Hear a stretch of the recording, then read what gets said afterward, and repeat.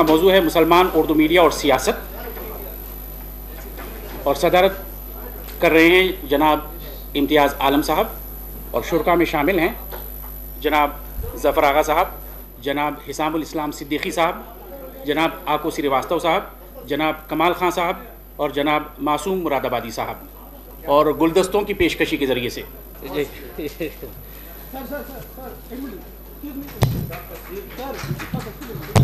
अरे नहीं, अब्दुल खादर सिद्दीकी चाहिए अब्दुल खादर सिद्दीकी, कमाल खां साहब और पद्मा आकू श्रीवास्तव साहब को, और अब्दुल खादर सिद्दीकी, हिसामुल इस्लाम सिद्दीकी साहब को, और पद्मा ज़फ़र आगा साहब की खिदमत में गुलदस्ता पेश कर रही हैं, और अब्दुल खादर सिद्दीकी पेश करेंगे जनाब मासूम मुरादाबादी साहब की खिदमत में गुलदस्ता। बहुत शुक्रिया। अब इम्तियाज़ साहब, आपके सुपुर्द सारी कार्रवाई। ये मौजू है मुस्लिम उर्दू मीडिया और मुस्लिम सियासत। पार्टीशन से पहले तो ये सब्जेक्ट काफ़ी मौजूद था। मुस्लिम मीडिया भी था और पाकिस्तान तहरीक का वो काफ़ी वोकल रिप्रेजेंटेटिव था। पोस्ट पार्टीशन में और पोस्ट कॉलोनियल टाइम्स में पाकिस्तान में उर्दू मीडिया बहुत उसने तरक्की की और उर्दू ज़बान को भी नए माने और आसान ज़बान इबलाग आसान कर दिया। एक बात मैं आपसे शेयर करना चाहता हूँ कि आपकी यूनिवर्सिटी में जो मैंने तर्जुमे देखे हैं उर्दू इस्तिलाहात के, अंग्रेज़ी इस्तिलाहात के उर्दू में, वो मुझे बहुत पसंद आए। मैंने कहा है कि मुझे डिक्शनरी दें, क्योंकि हमारे यहाँ माफ़ी चाहता हूँ कि अरबी के इस ज़्यादा इस्तेमाल से तो हमें हैज़ा हुआ किसी चीज़ का, तो वो ऐसे मुश्किल तर्जुमे हैं कि वो फिर वो हम बोलते ही नहीं, हम अंग्रेज़ी इस्तिलाह ही इस्तेमाल करते हैं। मतलब सेक्शन का तर्जुमा मैंने सीगा पहली बार पढ़ा है। सीगा ये मैंने पहली दफ़ा आगे सीखा है यहाँ पे। इसी तरीके से आपके यहाँ क्या है? हमारे यहाँ सेक्शन का मतलब है, आप कह लें कि हिस्सा, लेकिन सेक्शन को सेक्शन लिखा जाता है। ज़्यादा अच्छा तो यहाँ पे एक मैंने पढ़ा कि डिस्टेंट लर्निंग, फासलाती तालीम, ये मुझे बहुत सुंदर तर्जुमा लगा। फासलाती बड़ा सादा है, आम आदमी को समझ आ जाएगा। तो आप हैदराबाद आने का मुझे फ़ायदा ही हुआ है कि मेरी उर्दू ज़बान कुछ बेहतर होने लगी है। हालांकि मुझे हैदराबाद की ज़बान में ज़्यादा मिठास नज़र आती है और ज़्यादा इसमें ग्रामर से ज़रा आपको खफगी नज़र आती है। लेकिन मैं ये बता रहा था आपको, अगर इत्शाम साहब मुझे डिक्शनरी दे दें तो मैं बड़ा ममनून होऊंगा। जितनी डिक्शनरी मिल सकती है वो हम पॉपुलराइज करेंगे। जो मैं बात कर रहा था कि उर्दू ज़बान को बहुत आसान कर दिया पाकिस्तानी मीडिया ने, उर्दू मीडिया ने। अब पाकिस्तान के जो टेलीविज़न की ज़बान है वो भी काफ़ी सुथरी ज़बान है, लेकिन जिस तरह यहाँ आप देखते हैं रोल्ड गोल्ड ज़बान, उर्दू ख़त्म होती है, हिंदी ख़त्म होती है तो अंग्रेज़ी शुरू हो जाती है, अंग्रेज़ी भूल जाती है तो फिर उर्दू शुरू हो जाती है, हिंदी शुरू हो जाती है, और इसे कहा जा रहा है कि बहुत अच्छा काम। पाकिस्तानी जो मीडिया है उर्दू का, उसमें काफ़ी एंटी इंडिया नेशनलिज्म था, काफ़ी ज़्यादा, और हनूद यहूद और ईसाइयों की जो साजिश है वो काफ़ी थी हर काम में। मलेरिया आ गया है तो हनूद और यहूद की साजिश है, काफ़ी बाइस रहा है। और लेकिन अब मीडिया, उर्दू मीडियम में काफ़ी तब्दीली आई, ख़ास तौर पे अब इंडिया के हवाले से वैसा बकबक नहीं है। दूसरा, पहले सेक्टेरियन मामलात में उर्दू मीडिया वैसा सेंसिटिव नहीं था, अब काफ़ी ज़्यादा है। मतलब आपको जिन हिंदुओं से ज़्यादती हुई है या ईसाइयों से ज़्यादती हुई है, आपको नज़र आएगा कि वो काफ़ी, उसमें काफ़ी अच्छी रिपोर्टिंग हो रही है और इदारिये और मज़ामीन अच्छे आ रहे हैं। ये जो माफ़ कीजिए, मैं मौजूद से अगर हट रहा हूँ थोड़ा सा, मैं बता दूँ उस साइड से। ये जो पब्लिक स्कूल पे हमला हुआ, उसके बाद से पूरा मीडिया का जो हम कहते हैं बयानिया, आप बयानिया कहते हैं नैरेटिव को? जी जी। तो बयानिया जो है नैरेटिव, वो बदल गया है। अब कोई 1% इलेक्ट्रॉनिक मीडिया में जो जहाद के लिए कोई जवाब पेश करता हो, सब फसाद कह रहे हैं, सब कह रहे हैं दहशतगर्दी है, सब कह रहे हैं कि इसे हमारा मुसलमानों की महरूमी का अपने प्रेस में वो कम हुआ है। लेकिन ये ज़रूर हुआ है कि जो अक़लियतों के मसले हैं, मुझे इस मौजू से ये लगा कि जैसे उर्दू में एड्रेस करता है मुस्लिमनेस को या मुस्लिम कम्युनिटी को, सब्जेक्ट जो है इनहेरेंटली सेक्टेरियन है और सेक्टेरियन इम्प्लीकेशन उसके अंदर इनबिल्ट है। तो हम जानना चाहेंगे अपने पैनलिस्ट से, इसके अलावा उनके जहन, फिर सिद्दीकी साहब की तरफ आएंगे, फिर आगे बढ़ेंगे। एक मुस्लिम कम्युनिटी की एस्पिरेशंस को रिप्रेजेंट करता है और उनकी इंटरेस्ट को डिफेंड करता है, और क्या वो मुस्लिम पॉलिटिक्स का वेहिकल है? अगर है तो वो कौन सी मुस्लिम पॉलिटिक्स है जिसका वो वेहिकल है? क्या ये एंटी हिंदू है, एंटी मेजॉरिटी है, या ये है कि इसका व्यू क्या है ओवरऑल डेमोक्रेटिक सिस्टम पे, औरतों पे क्या है? क्या मुस्लिम मीडिया जो है, उर्दू मीडिया, कसीरुल ज़ौजगी आप समझते हैं क्या होती है? पॉलीगैमी, यानी बहुत सी औरतें रखने का जो रिवाज है, इसमें क्या कहता है? ख़ानदानी मनसूबाबंदी पे क्या कहता है? क्योंकि कहा जा रहा है कि मुसलमान ख़ानदानी मनसूबाबंदी से कोई ज़्यादा दिलचस्पी नहीं रखते। हालांकि मेरा ख्याल ख़वातीन काफ़ी रखती होंगी, मुसलमान ख़वातीन, क्योंकि बच्चे तो ख़वातीन को पैदा करने होते हैं, मर्द तो नहीं करने होते। तो अब शुरू होते हैं जनाब ज़फ़र साहब। इम्तियाज़ साहब शुक्रिया बहुत बहुत, आपने बड़ी तो एक बड़ी ज़बरदस्त बहुत इन्फॉर्मेटिव बात पाकिस्तान के उर्दू मीडिया के मुताल्लिक़ बताई कि पाकिस्तानी उर्दू जो आपका मुझे लुब्बे-लुबाब महसूस हुआ, हो सकता है मैं गलत समझा हूँ, वो ये कि पाकिस्तानी उर्दू मीडिया का जो नैरो पर्सपेक्टिव था, वो उनका होराइज़न पिछले कुछ बरसों में यकीनन ब्रॉडन हुआ है।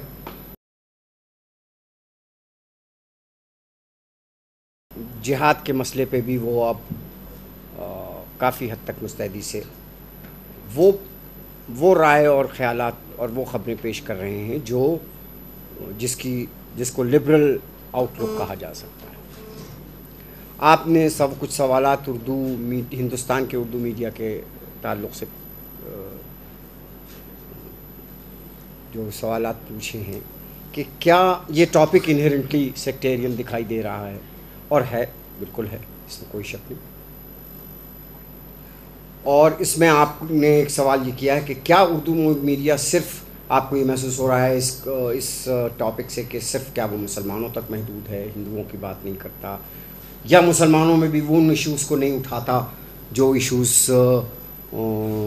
जिसको आज के ज़माने में डेवलपमेंट रिलेटेड कहा जा सकता है, मसलन सिन्फ का मसला, कसीरुल शादियों का मामला, यानी रिफॉर्म्स के जो इश्यूज़ हैं विद इन द कम्युनिटी, वो सब उसमें। देखिए साहब, मैं उर्दू में पिछले 8-10 बरसों से लिख रहा हूँ। मैं बुनियादी तौर पर एक अंग्रेज़ी जर्नलिस्ट रहा हूँ और अभी भी मानता हूँ, कॉलम उर्दू में लिख रहा हूँ, लेकिन मैं साउथ इंडिया के उर्दू अखबारों के बारे में नहीं ज़्यादा हालांकि मुझे हैदराबाद की सियासत ने उर्दू जर्नलिज्म में खींचा, उन्होंने जाहिद अली ख़ान साहब ने लिखवाना शुरू किया, वरना मेरा कोई ख्याल भी नहीं था।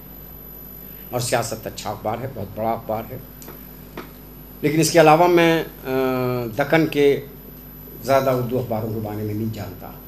लेकिन नॉर्थ इंडिया के बारे में यहाँ ज़्यादातर लोग इस बात से मुत्तफ़िक़ नहीं होंगे, डिसअपॉइंटेड होंगे, लेकिन बहस में बिल्कुल खुली बातें होनी चाहिए। इस वजह से मुझे ये कहने में कोई रत्ती भर वो नहीं हो, वो आर नहीं है, किसी किस्म की कोई वो नहीं है कि उर्दू मीडिया इंतहाई सेक्टेरियन है। हम मुसलमान के दायरे से 99% बाहर नहीं निकलते। मसलन अभी आपने बताया पाकिस्तान में दो बड़े वाक़े अभी हाल में हुए। एक हमारे आते आते लाहौर में चर्च के ऊपर अटैक हुआ प्रेयर के ज़माने में। मैंने कोई एडिटोरियल नहीं देखा जिसमें इस बात को कंडेम किया गया हो सकता है मुझसे मिस हो गया हो। एडिटोरियल की बात कर रहा हूँ, खबर आ गई होगी लेकिन मैंने कोई एडिटोरियल नहीं देखा। हम माइनॉरिटी हैं, यहाँ पे माइनॉरिटी के साथ जो जुल्म होता है उसको खिलाफ उर्दू वाले बहुत खुल के बोलते हैं, बहुत अच्छी बात है। लेकिन दूसरी माइनॉरिटी पे अगर वो बात हो रही है तो उसका हमको जिस तरह से, जिस हद तक उस पर बहस, रिपोर्ट, ओपिनियन राइटिंग ये सब होनी चाहिए, वो नहीं होता। उसका नतीजा क्या हुआ है? ज़िंदगी रुकती नहीं, कौमें रुकती नहीं। तो उसका नतीजा क्या हुआ है कि उर्दू का जो मीडिया है वो नैरो होता चला गया। उसने अपना दायरा छोटा कर लिया। और नॉर्थ इंडिया में अगर आप उर्दू वालों के हलकों में बात करें तो बहुत खुल के ये बात होती है। उसको एडमिट नहीं किया जाता लाउडली, लेकिन ये बात आपस में एडमिट होती है, जिसको मैं यहाँ कहना चाहता हूँ। नॉर्थ इंडिया की बात कर रहा हूँ कि उर्दू मीडिया, टेलीविज़न नहीं, प्रिंट, अब बेसिकली मदरसों के में उसकी रीडरशिप रह गई। और कसीर जो मुसलमानों की रीडरशिप है वो ना अब नॉर्थ इंडिया में उर्दू पूरी तरह से पढ़ पा रही है, ना वो उर्दू मीडिया पढ़ रही है, बल्कि वो हिंदी मीडिया में हिंदी के अखबार पढ़ रही है। ये एक बड़ी सख्त कमी है उर्दू मीडिया की, जो मैं चूँकि बाहर से आया हूँ, जो मुझे और लिखता हूँ, मुझे ये महसूस होता है। उसके असबाब हैं, बड़े जेन्युइन असबाब हैं, बहुत इम्पॉर्टेंट वजूहात हैं। उसका सबसे पहला सबब जो है वो तो मैं समझता हूँ वो ये है कि उर्दू खुद, सिस्टम ने उर्दू को मार्जिनलाइज्ड कर दिया और मुसलमान भी मार्जिनलाइज्ड हुआ। उसको वो अपनी, हालांकि ये कहा जाता है, आज भी ये कहता है, वो हुकूमत की सतह तक पे भी और सतह पे ये बात कही जाती है कि उर्दू मुसलमानों की नहीं सबकी ज़ुबान है। लेकिन चूँकि मुसलमान मार्जिनलाइज हुआ, उर्दू मार्जिनलाइज हुई, पाकिस्तान की ज़ुबान समझी गई यहाँ, इसलिए वो जो मुसलमान का घेटवाइजेशन हुआ उसके लिए मुसलमान ज़िम्मेदार नहीं। पॉलिटिकल मुल्क का पार्टीशन आपके जिन्ना साहब से लेके आज तक के सिस्टम तक बड़ी बहस है। उसका घेटवाइजेशन हुआ, उस घेटवाइजेशन का रिफ्लेक्शन, उस खौफ का जिसका शिकार हुआ मुसलमान, उसकी नफ्सियाती अक्कासी हमारे मीडिया में साफ नज़र आती है। वही घेटवाइजेशन हमारे यहाँ उर्दू मीडिया में भी दिखाई देता है। और चूँकि किसी किस्म की सपोर्ट नहीं, इससे पहले के सेशन में आप नहीं थे, बड़ी दिलचस्प बातें हुई उर्दू मीडिया कितना कामयाब है या नहीं है, जिसमें एक बात बहुत उठ के आई, वो बहुत साफ हमेशा ये बात होती है, आज़ादी बात, आपके यहाँ उर्दू मीडिया को एडवर्टाइजिंग सपोर्ट है। अगर जंग में कोई आदमी एडवर्टाइजमेंट छाप रहा है तो उसको, उस एडवर्टाइज़र को ये मालूम है कि इतने लाख लोगों तक उसका जा रहा है, लिहाजा उसके पास ऐड आता है। हमारे यहाँ उर्दू मीडिया को किसी किस्म का कोई सपोर्ट नहीं। सन 80 की दहाई तक क्या नाम था वो जवाहरलाल वाले उर्दू अखबार का, कौमी आवाज़, वो कांग्रेस पार्टी चलाती थी, इसलिए वो सबसे बड़ा अखबार रहा। एक दूसरा वीकली था सबसे बड़ा, जो आर.के. करंजिया का ब्लिट्स था उर्दू का, जो वो भी लाखों की तादाद में मिलता था। उस वक़्त तक 70s तक, ख़ासतौर पर हमारी नानी, मसलन हमारी दादी, ये सब लोग ब्लिट्स ज़रूर पढ़ते थे, उर्दू का ख़रीदते थे। तो वो कुछ एक मिडिल क्लास के पास पैसा था, मिडिल क्लास की वो जो जनरेशन जो उर्दू से में पली बड़ी थी वो ख़रीदती थी, पढ़ती थी। धीरे धीरे मिडिल क्लास बिल्कुल उर्दू लीडरशिप ख़त्म हो गई उसकी, और अब वो सिर्फ वो उसमें रह गया, और उर्दू मीडिया को किसी किस्म का कहीं से कोई सपोर्ट नहीं। तो मैं ये कहना चाह रहा हूँ कि उर्दू मीडिया को कहीं कोई खिड़की भी नहीं मिली कि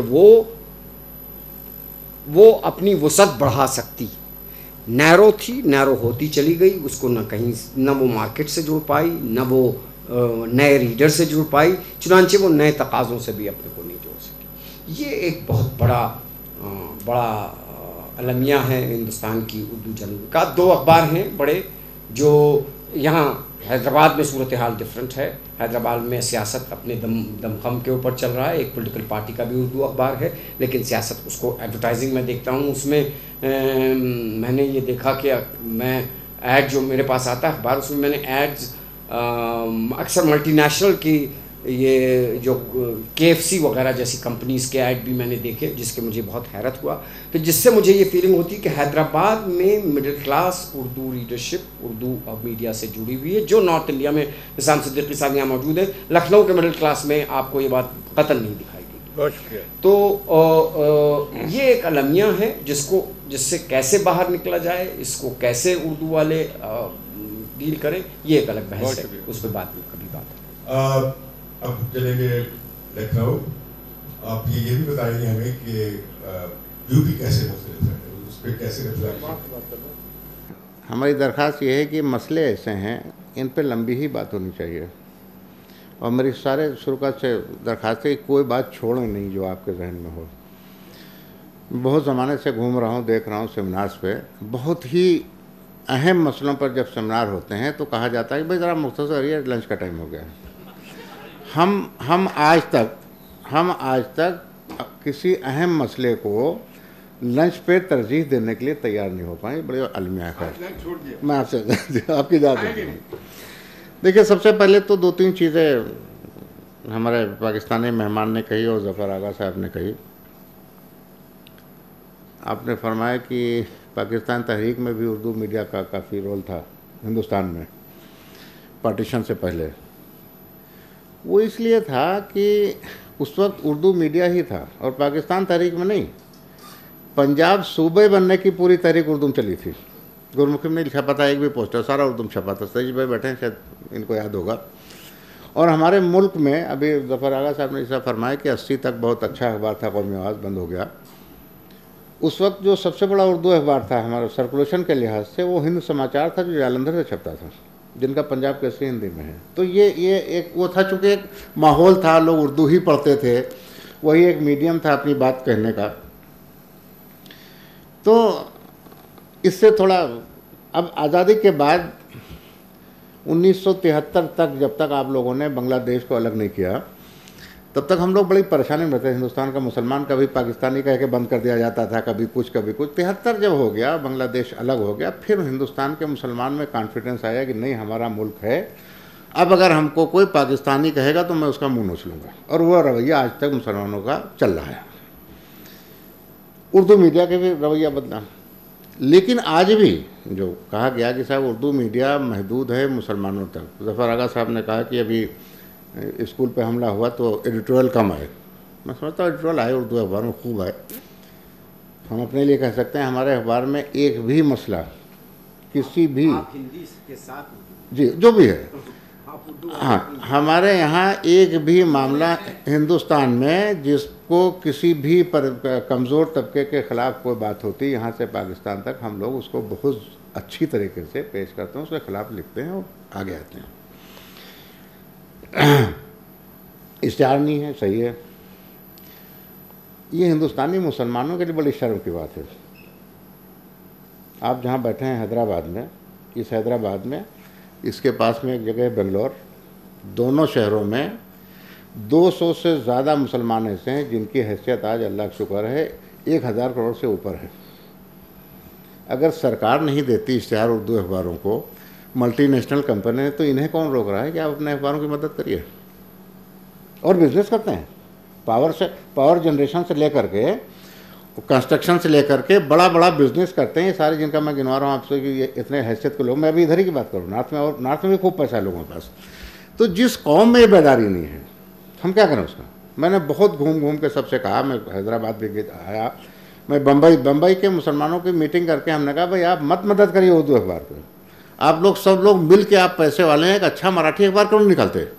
आज की तारीख में अगर मीडिया में आपका दखल नहीं तो आप कहीं नहीं हैं। अमेरिका ने अपने हिसाब से काम करते थे, मीडिया में चलाते थे। आपको याद हो जब सतीश भाई तो गए थे कवरेज करने इराक वार में, एक छोटा सा चैनल कहीं किनारे, इसका तब तक लोग नाम नहीं जानते थे, अल जज़ीरा, उसने अमेरिका का रहना मुश्किल कर दिया।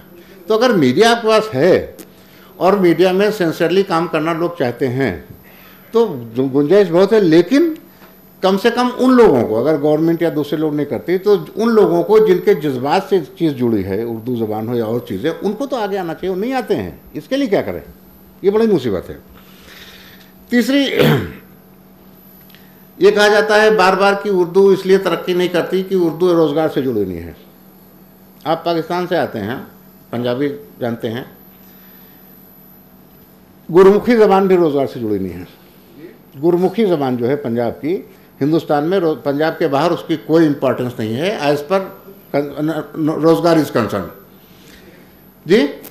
लेकिन कहीं भी चेन्नई से लेकर के न्यूयॉर्क तक सिख के बच्चे को गुरमुखी आती है, वो लिखता है, पढ़ता है, बोलता है घर में। मुसलमान क्यों नहीं करता? वो अपने घर में इस्तेमाल करते हैं, ऐसा नहीं कि बाहर आमतौर पर उससे कोई बड़ा भारी उनको फ़ायदा। हाँ, पंजाब में उनको फ़ायदा मिलता है उस ज़बान का। और अब तो उर्दू जानने वालों को भी हिंदुस्तान में, आपकी जानकारी के लिए बता दूं कि बिहार, यूपी, हैदराबाद, अब तो तेलंगाना हो गया, ये बेंगलोर, कई ऐसे प्रदेश हैं जहां पर उर्दू को दूसरी सरकारी ज़बान का, अभी लेटेस्ट वेस्ट बंगाल, दूसरी सरकारी ज़ुबान का दर्जा दिया गया, मुतरज्जिम रखे जाते हैं सरकार पर, और कहते हैं कि दरखास्तें आप उर्दू में देंगे तो इसका तर्जुमा करने के लिए सरकारी आदमी होगा। ये भी हो रहा है, ये अलग चीज़ें हैं। अब एक मसला है जो बहुत दिन से चला है कि उर्दू अखबार कन्फाइंड है मुसलमानों के मसाइल तक। ये बात बहुत हद तक सच है, और सच इसलिए है कि हिंदू हो या मुसलमान, हमारे मुल्क में एक बहुत बड़ा जो प्रॉब्लम हो गया है वो ये है कि पुलिस पर और गवर्नमेंट पर क्रेडिबिलिटी उनकी ख़त्म हो गई। कोई आदमी आज पुलिस के और सरकार के बयान को एतबार करने के लिए तैयार नहीं है।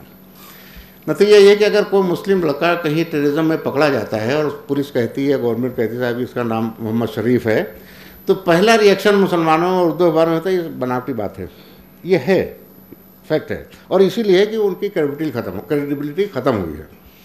और उस क्रेडिबिलिटी ख़त्म होने का रीज़न है, आप यहाँ बैठे, यहाँ मक्का मस्जिद में ब्लास्ट हो गया था, फायरिंग भी हो गई, ब्लास्ट में जितने मरे थे वह उससे ज़्यादा फायरिंग में मर गए थे, पुलिस फायरिंग में। उसके बाद 4, 6, 8 साल बाद खूब टॉर्चर हुआ लड़कों का, उनके घर वालों का। 7, 8 साल बाद पता चला कि साहब ये तो जो लड़के बंद किए तो थे ही नहीं इसमें, ये तो दूसरे लोग थे।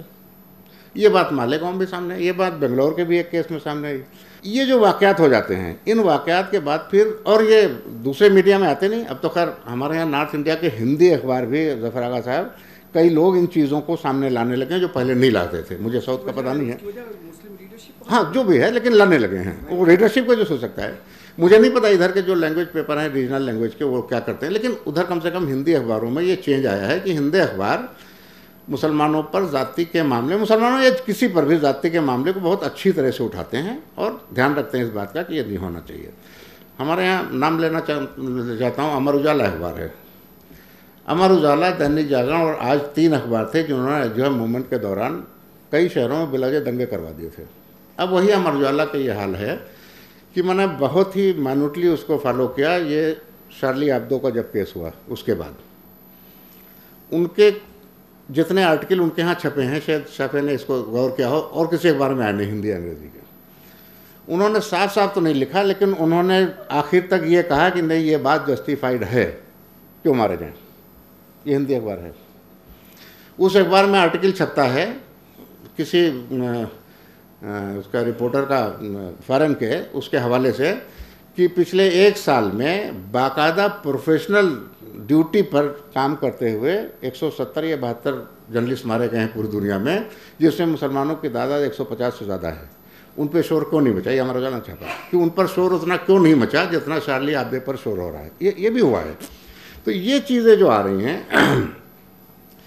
अब उर्दू एक बार हम भी करते हैं, वो हमसे लोग कहते हैं, जो हमारे हिंदी के रीडर कहते हैं साहब आप तो कम्युनलिज्म की बात करते हैं। हमने कहा मैं करता हूँ, मुझे कोई इसमें शर्म नहीं है। क्यों करता हूँ कि हर आदमी, सारा media, Urdu, Hindi, news channel जितना है आपके पाकिस्तान से लेकर वो पूरे, खास करके जो सबसे बड़े टेररिस्ट हैं आपके दोस्त अमेरिका, वो सब लोग कह रहे हैं कि साहब बहुत आफत आ गई दुनिया में, मुसलमान टेररिस्ट बनता चला जा रहा है।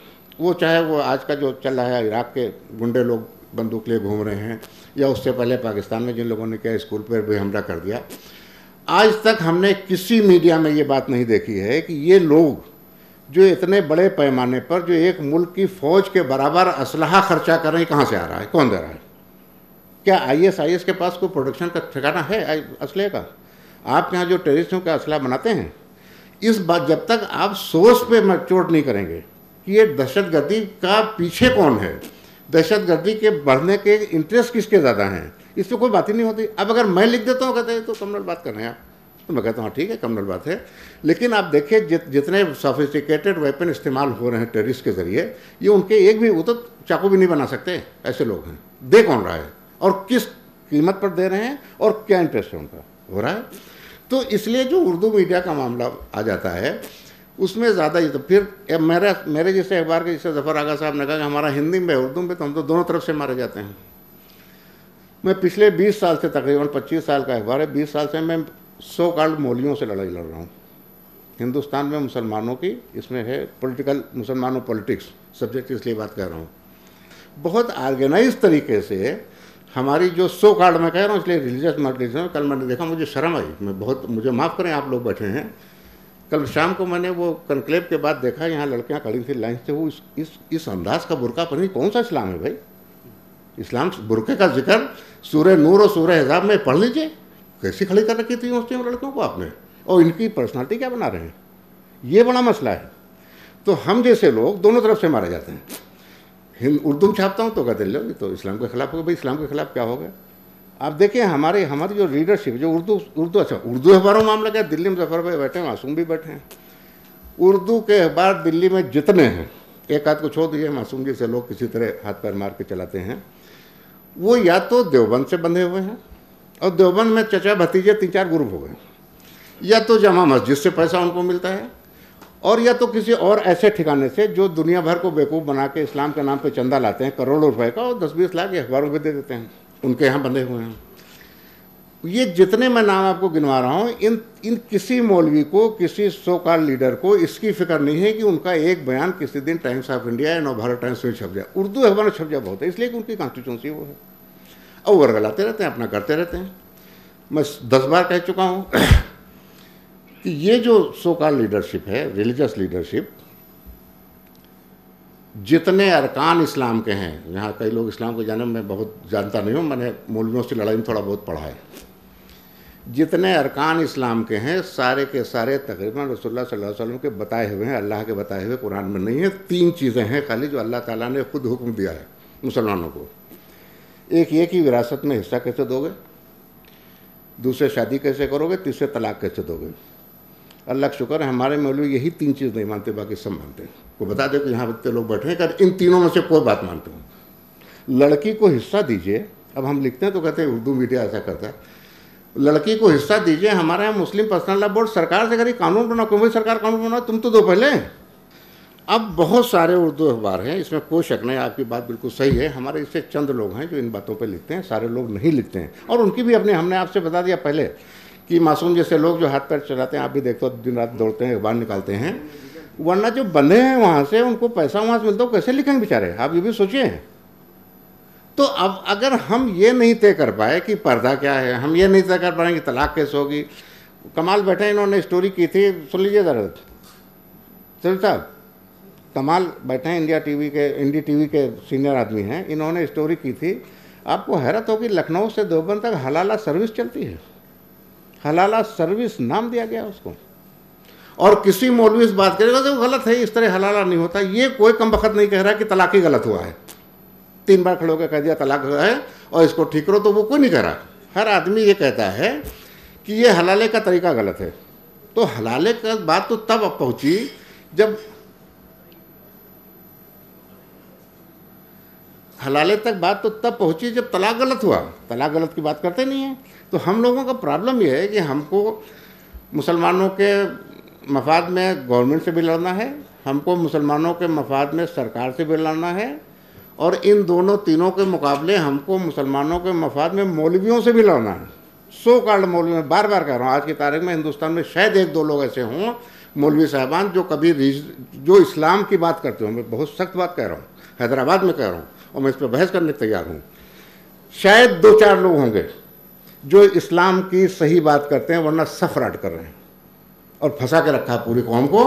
और ये बताऊँ आपको, तीसरी बात और जल्दी ख़त्म करूँगा, आप घूर रहे हैं, मुझे डर लग रहा है कि हाल ये हो गया है कि अब तक हमारे गांव में प्राइमरी स्कूल का इंतज़ाम सरकारी नहीं है, हमको कोई सहूलत ज़्यादा नहीं, यूनिवर्सिटी खुली, इस तरह कुछ इदारे हैं। सरकारी नौकरियों में हमारा रिप्रेजेंटेशन 2.5% आ गया है।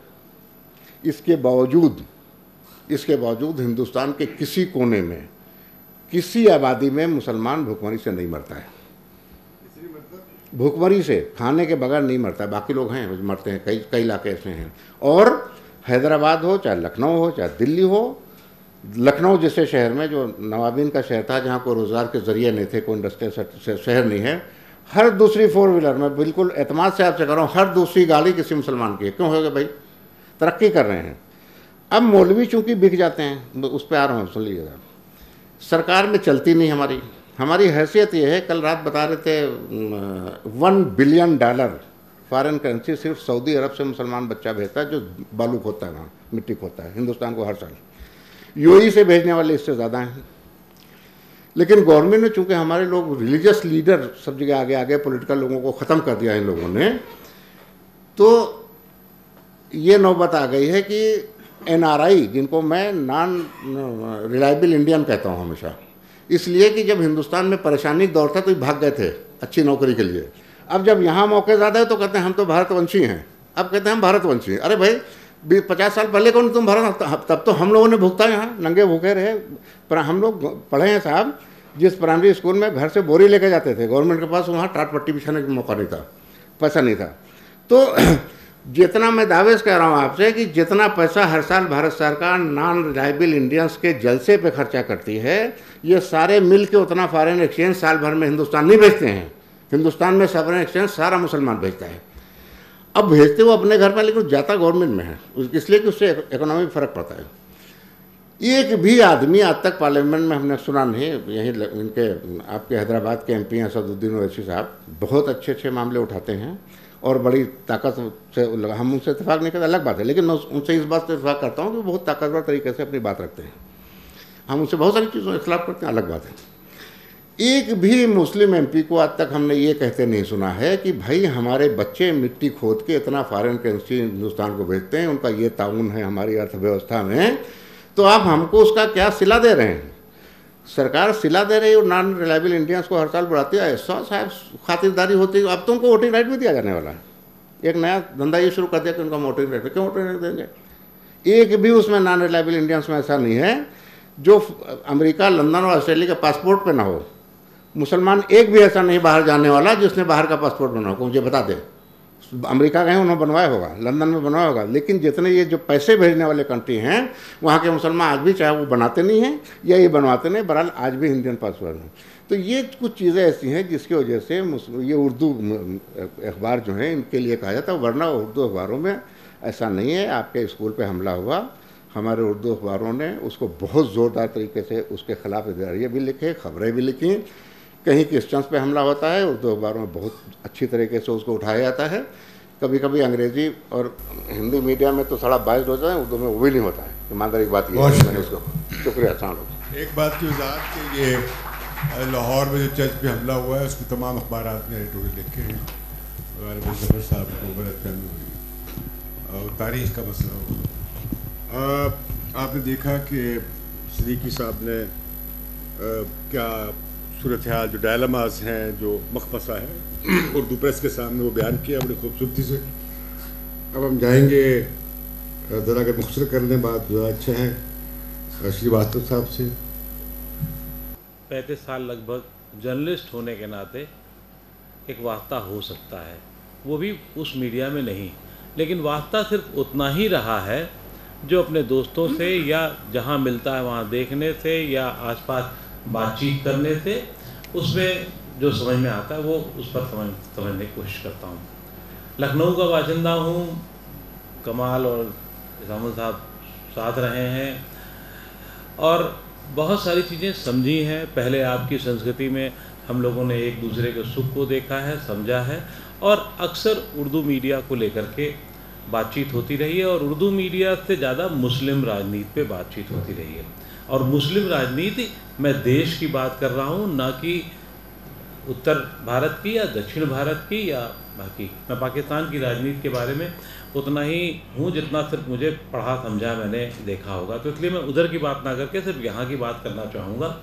और ये कहना चाहूँगा कि उर्दू मीडिया के साथ जो भी है, और ऐसा है नहीं है कि वो अनजाने में है, जो कुछ भी हो रहा है या जो कुछ भी वहाँ दिख रहा है आपको, वो समय के साथ बदलाव के होते हुए दिख भी रहा है। हम उसे देखना चाहेंगे तो ज़रूर देख सकते हैं। आज उसमें कठमुल्लापन और बाकी चीज़ों के खिलाफ भी बात उठती है, लेकिन अगर उनकी जो समस्याएं हैं, उनकी जो दिक्कतें हैं, जो और चीज़ें हैं, उस पर बात उतनी गंभीर तरीके से नहीं होती है, क्योंकि वो परसेप्शन जो हम लोगों ने बना रखे हैं मुस्लिम की समस्याओं को लेकर के, वो अजीबोगरीब हैं। और हम उर्दू मीडिया में भी और बाकी मीडिया में भी उसी परसेप्शन के आधार पर पूरी की पूरी चीज़ें बात करते रहते हैं। आज अभी भी हम ये मानने से इनकार नहीं कर रहे हैं कि उर्दू मीडिया की जो स्थिति पिछले 60 सालों में देश में हुई है, उसके पीछे जिम्मेदार कौन है। जो पहले मुस्लिम ज़्यादातर सिर्फ उर्दू मीडिया के सहारे रहा करता था, आज वो अन्य भाषाओं के साथ हो गया। हालत ये हो गई है कि अपने ही परिवार में सचमुच दिल से लोग हाथ रख के बताएं अगर, तो कुछ बहुत सारे लोग ऐसे होंगे जिनको उर्दू आती भी नहीं होगी। क्यों ऐसा हुआ है? इतनी प्यारी ज़ुबान, इतना प्यारा सब कुछ। हम आज भी लखनऊ में या आसपास, अगर अभी हाल के 10, 12, 15 साल छोड़ दीजिए, नहीं तो रिक्शे वाला भी हमसे कहता था हुजूर कहाँ चलेंगे।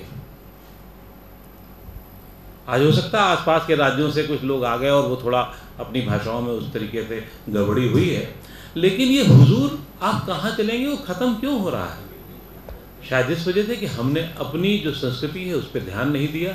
शायद इस वजह से कि हमने जो अपना पढ़ाया सिखाया था उस पर ध्यान नहीं दिया। शायद इस वजह से कि हम अपनी जड़ों से कटते गए हैं और हम सिर्फ परसेप्शन की राजनीति पे, परसेप्शन की चीज़ों पर चलते रहे और उसी में लगातार फंसते गए। उर्दू मीडिया खास तौर से इसी में फंसता चला गया है और ये बहुत दुखद बात है। चाहे वो मुस्लिम युवाओं की मामला हो, उनको बिना 10 मिनट में मतलब जो है गुस्सा लगती है, गाली निकलती है कि उनको उग्रवादी बता दिया जाता है, बिना कुछ समझे उनको बहुत खराब बता दिया जाता है। आखिर क्यों ऐसा हो रहा है? तो जो एक कठमुल्लापन हिंदुओं में, मैं उनको बहुत आसानी से बरी नहीं करना चाहता हूँ कि वो सिर्फ वो मतलब कुछ लोग ऐसे हैं, तो कुछ लोग नहीं, बहुत सारे लोग इधर भी वैसे ही हैं, उधर भी वैसे ही हैं। लेकिन आज इधर और उधर दोनों ही तरफ बहुत बड़ी आवाज़ें उठ रही हैं। ज़रूरत सिर्फ इस बात की है कि हम वो जो आवाज़ें हैं, युवाओं की जो आवाज़ें हैं, जो उनकी ज़िंदगी की आवाज़ें हैं, जो उनके मसाइल की बातें हैं, उस पर उठ रही हैं। और अगर हमने उन आवाज़ों को दम नहीं दिया, उनको दिशा नहीं दी, तो आने वाली पीढ़ी हमें माफ़ नहीं करेगी। मैं बहुत जिम्मेदारी से कह रहा हूं इस बात को। अगर हम इसी तरीके से, उसी कठमुल्लेपन में, इसी बेवकूफ़ियों में, हम लोग कल शाम को जब आ रहे थे और कमाल मुझे बहुत तकलीफ़ हुई। हम वहाँ पर बहस कर रहे हैं, बगल में आप बैठी थी, ये बहुत सारे लोग बैठे थे, कुछ बच्चियाँ क्यों बाहर एकदम से खड़ी हुई हैं? क्यों उनको बाहर खड़ा कर रखा गया है? हम खड़े हो सकते थे अगर उनको कुर्सी दी जानी थी। हम क्यों नहीं उससे थोड़ी सी आगे बढ़ रहे हैं? हम क्यों नहीं उस सोच से आगे बढ़ने की कोशिश कर रहे हैं कि इनको बराबर का हक मिलना चाहिए?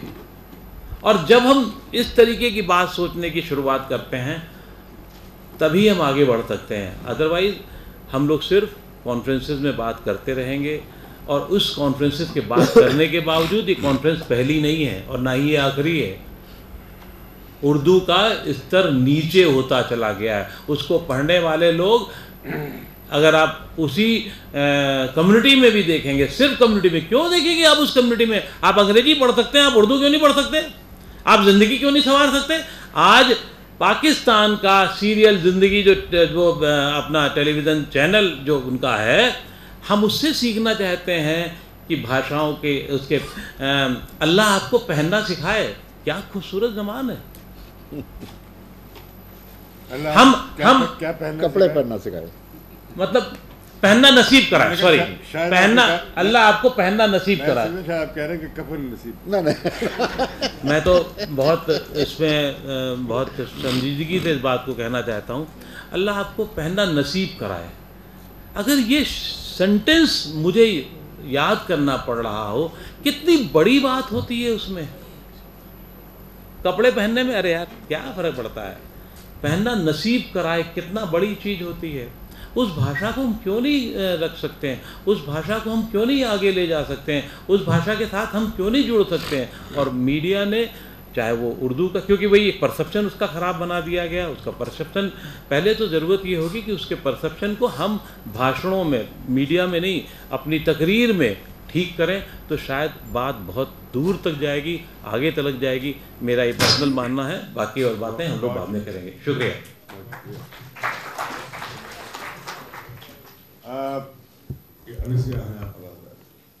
अभी हमारे कमाल खान साहब होंगे, वो बात करेंगे। मासूम साहब जी, मासूम साहब, अच्छा नहीं कमाल पहले, जी आप करें। दो लोग हैं। नहीं कमाल पहले कर रहे हैं सर। मेरे दो लोग बचे हैं, आप हाँ। जिसको इनवाइट करेंगे। ठीक ठीक, आप आखिर में बोल दीजिए, आखिर में बंदा आसानी भी होती है। बुजुर्ग बना दिया सदारत। मेरे ख्याल से सवाल ये था कि जो उर्दू अखबार हैं आज हिंदुस्तान के, मोटे तौर पे आम अखबार, वो इस तरह के क्यों हैं कि ख़ास तरह का गेटवाइजेशन उन अखबारों में नज़र आता है। अगर आप हिंदू से, इंडियन एक्सप्रेस से या हिंदुस्तान के कई बड़े अखबारों से आम उर्दू अखबारों को कंपेयर करें तो उन दोनों में बहुत फ़र्क नज़र आता है। मेरे ख़्याल से दो तरह की चीज़ें हैं उसके लिए। एक तो वो जो स्टीरियोटाइपिंग है मुस्लिम की, उर्दू अखबारों को ये लगता है कि शायद वही मुसलमान सिर्फ यही हैं, उन्होंने मुसलमान को बदलते हुए नहीं देखा है। वो उनके सपने, उनके एस्पिरेशंस, दुनिया चांद पे जा रही है, लेकिन वो अभी उसी स्टीरियोटाइप्स में बंधे हुए हैं। दूसरी चीज़ क्या है, जो पिछले सेशन में बात हो रही थी एक उर्दू के रीजनल चैनल के बारे में, कि किस तरह से वो लगातार मजहबी चैनल होता जा रहा है और सिर्फ मजहबी चीज़ें दिखा रहा है। उर्दू का मतलब इस्लाम नहीं है, और ख़ास करके तब जब हम ये कहते हैं कि उर्दू मुसलमानों की ज़बान नहीं है।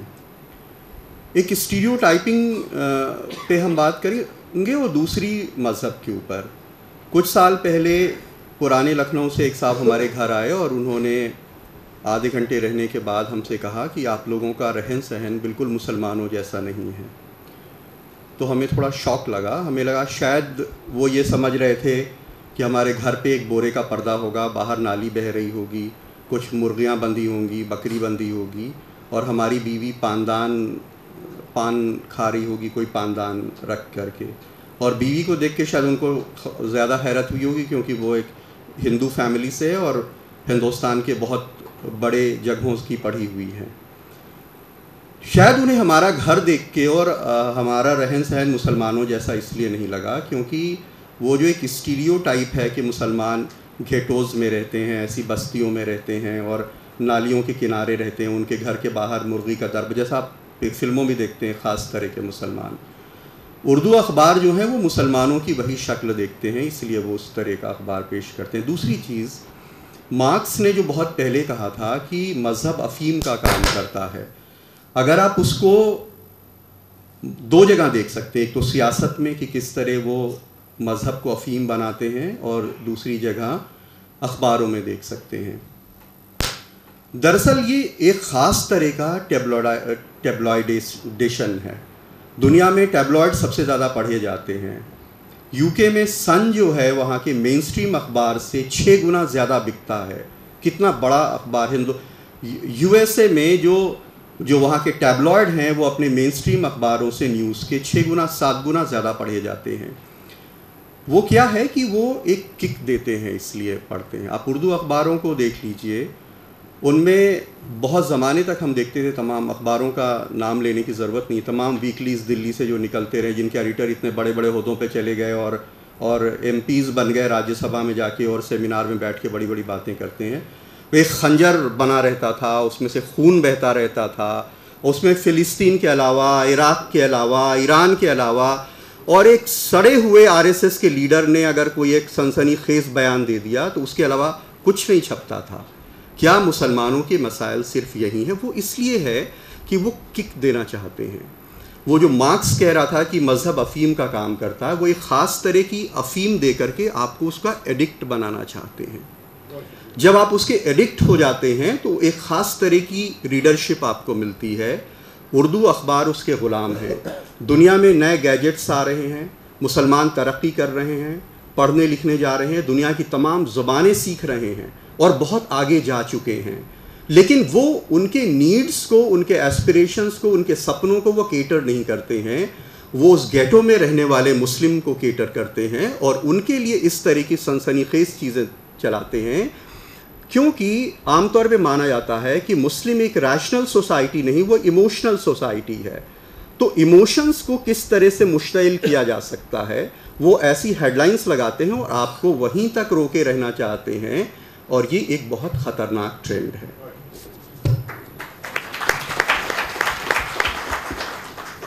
डेली में 2 अखबार निकालता हूँ और यहाँ हैदराबाद के एतमाद में मेरा कॉलम छपता है हर संडे को। इम्तियाज़ आलम साहब यहाँ मौजूद हैं। मैं एक बहुत मुख्तसर सी, मुझसे कहा गया था कुछ लिख के लाइएगा, तो मैं 5 मिनट से ज़्यादा नहीं लूँगा, लेकिन एक वाक़े से मैं बात करना चाहता हूँ। हमारे भाई हिसाम भाई ने इश्तिहारों की बात की कि उर्दू अखबारों को इश्तिहार नहीं मिलते हैं।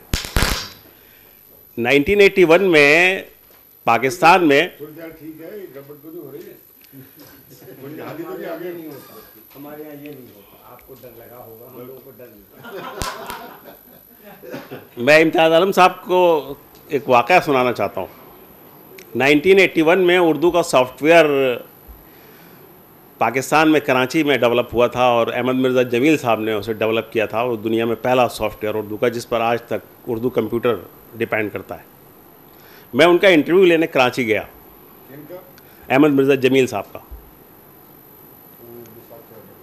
तो एक दिन जब मैं जाता हूँ किसी शहर में तो अखबारों के दफ्तरों में ज़रूर जाता हूँ।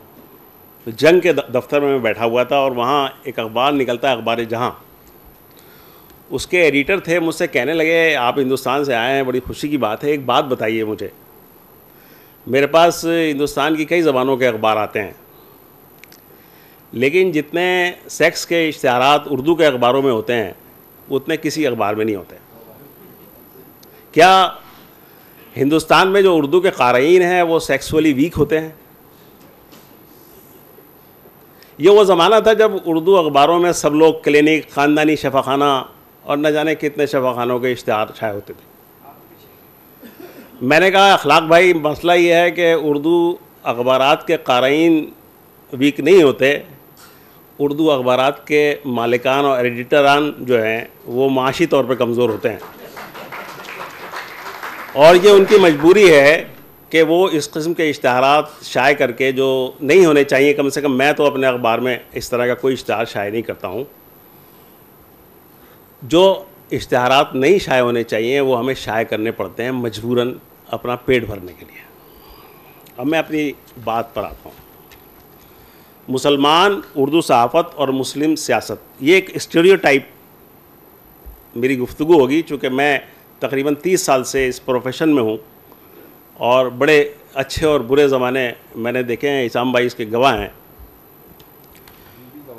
मुसलमान जमहूरियत और ज़राए अबलाग के मौजू पर यह कॉन्फ्रेंस एक ऐसे मौके पर मुनक़िद हो रही है जब मुसलमानों को कौमी और बैनुल-अक़वामी ज़राए अबलाग से ढेरों शिकायतें हैं। वो इस बात के शाकी हैं कि मीडिया उनकी गलत और गुमराहकुन तस्वीर पेश करता है, जिसकी वजह से समाज में उन्हें अच्छी निगाह से नहीं देखा जाता। ख़ास तौर पर दहशतगर्दी के हवाले से आलमी और कौमी मीडिया ने मुसलमानों की ऐसी तस्वीर बना दी है कि दुनिया उन्हें एक दूसरे का मुतबादिल तस्वुर करने लगी है। नेकी और बदी इस दुनिया के 2 बुनियादी अनासिर हैं। हर समाज में अच्छे और बुरे लोग होते हैं, और दुनिया का कोई भी मज़हब ना तो बुराई की तबलीग करता है और ना ही बेगुनाहों को हलाक करने की तरगीब देता है।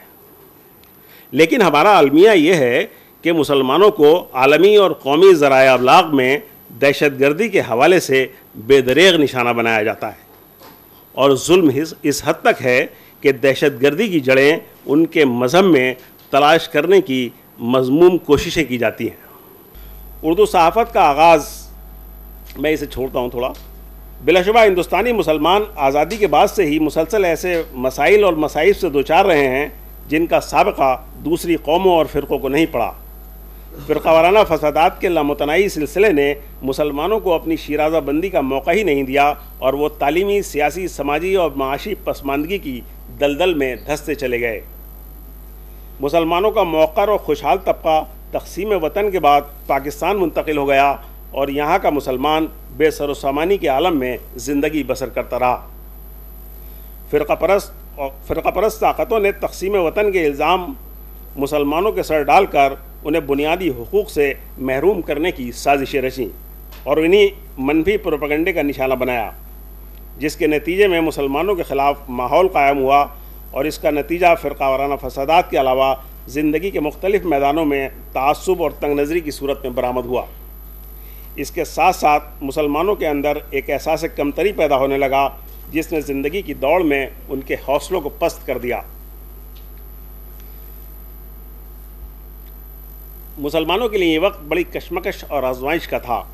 उनकी क़यादत मुंतशिर हो चुकी थी और वो अपनी बिखरी हुई क़ुव्वतों को समेट कर रूबा अमल करने की कोशिशें कर रहे थे।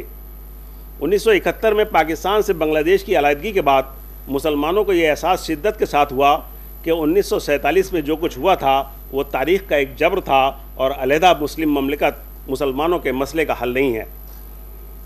तक़सीम वतन के नतीजे में सबसे ज़्यादा नुकसान हिंदुस्तानी मुसलमानों को ही पहुंचा और वो बेयार व मददगार हो गए। 1971 के बाद हिंदुस्तानी मुसलमानों ने अपने बिखरे हुए वजूद को समेटने की मुस्बत कोशिशें की और अपनी तवज्जो उन मसाइल पर मरकूज़ की जो रातों दिन उन्हें दरपेश थे। अगरचे इस दौरान फ़िरक़ावाराना फसादात, अलीगढ़ मुस्लिम यूनिवर्सिटी, मुस्लिम पर्सनल लॉ, उर्दू ज़बान और बाबरी मस्जिद जैसे मसाइल ने उनकी अमली क़ुव्वतों को मुतहर्रिक नहीं होने दिया और ये मसाइल उनके पाँव की जंजीर बने रहे, लेकिन बेदारी और हालात से लड़ने का जो एहसास पैदा हो चुका था वो मुसलसल गहरा होने लगा। वो इन मसाइल से नबर्द आज़माई के साथ साथ अपनी अमली क़ुव्वतों को सियासी, समाजी, माशी और तालीमी ज़रूरतों की तकमील पर सर्फ करते नजर आए। सूरत हाल शुमाली हिंदुस्तान, ये आखिरी पैरा में पढ़ा, सूरत हाल शुमाली हिंदुस्तान में ज़्यादा परेशान कुन थी, जबकि जनूबी हिंद के मुसलमान तक़सीम के ज़ख्मों से महफूज थे, इसलिए उन्होंने अपनी सियासी, समाजी और तालीमी शराज़ाबंदी में कामयाबी हासिल कर ली थी। और इसी का नतीजा है कि आज हमें शुमाली और जनूबी हिंद के मुसलमानों की तरक्की और सोच में बुनियादी फ़र्क नज़र आता है। जनूबी हिंद के मुसलमानों के इस्तेहकाम और मजबूती का असर वहाँ के उर्दू अखबारात पर भी पड़ा है और यहाँ बड़े मुस्तहकम सहाफ़ती घराने कायम हुए हैं, जबकि शुमाली हिंदुस्तान में उर्दू सहाफ़त आज भी हिचकोले खाती हुई नज़र आती है। दिल्ली से लेकर कलकत्ता तक शाये होने वाले उर्दू अखबारात अपने मेयार और तबाद के एतबार से हैदराबाद और बंगलौर के अखबारों का मुकाबला नहीं कर सकते। जनूबी हिंद के उर्दू अखबारात को अपने क़ारीन का जो गैर मामूली ताउन हासिल है वो शुमाली हिंद के अखबारात को हरगिज़ नहीं है। हैदराबाद, बेंगलौर और मुंबई के उर्दू अखबारात को प्राइवेट इश्तहारात जितनी बड़ी तादाद में मिलते हैं उसका अशरे अशीर भी शुमाली हिंदुस्तान के अखबारात को नहीं मिल पाता। शुमाली हिंद में जब से कारपोरेट घरानों ने उर्दू अखबारात की तरफ तवज्जो दी है तब से उर्दू सहाफ़त महज कारोबार में तब्दील हो गई है और मिशन से उसका रिश्ता टूट गया है। जैसा कि हमने शुरू में अर्ज़ किया था कि उर्दू सहाफ़त बुनियादी तौर पर मुसलमानों और मुस्लिम सियासत की तर्जुमान है, मुसलमान ही इसके क़ारीन हैं और ये हुकूमत और मुसलमानों के दरमियान राब्ते की एक कड़ी है। हर चंद के आज़ादी के बाद सूरत हाल कदरे मुख्तलिफ थी और शुमाली हिंद में परताप, मिलाप, तेज और हिंद समाचार जैसे अखबारात का बड़ा दबदबा था, जिनके 100% क़ारीन वो बिरादरान वतन थे जो पाकिस्तान से नक़ल मकानी करके यहाँ आए थे और जिनकी मादरी ज़बान उर्दू थी। लेकिन जैसे जैसे ये नस्ल ख़त्म होती गई वैसे वैसे ये अखबार दम तोड़ते चले गए। इन अखबारों में सिर्फ हिंद समाचार, जालंधर की इशाअत अभी बाकी है।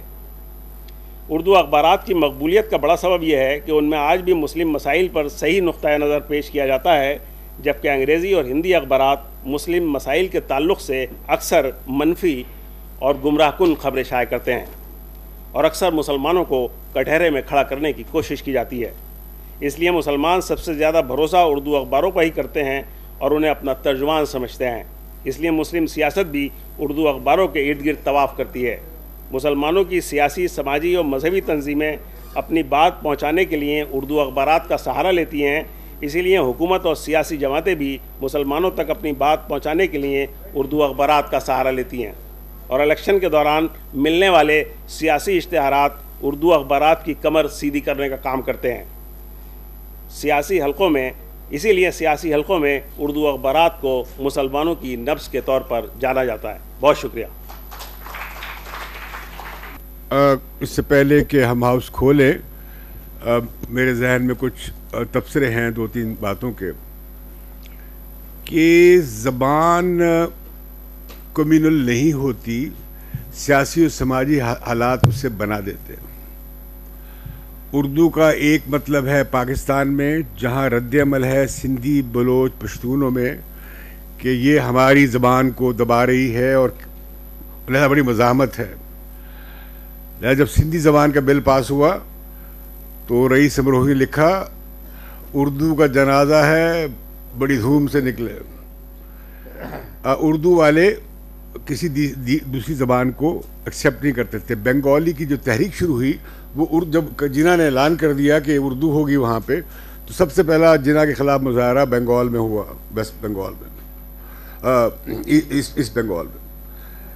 अच्छा, पाकिस्तान में उर्दू जो है पंजाबी महाजर डोमिनेशन की नुमाइंदा बनी।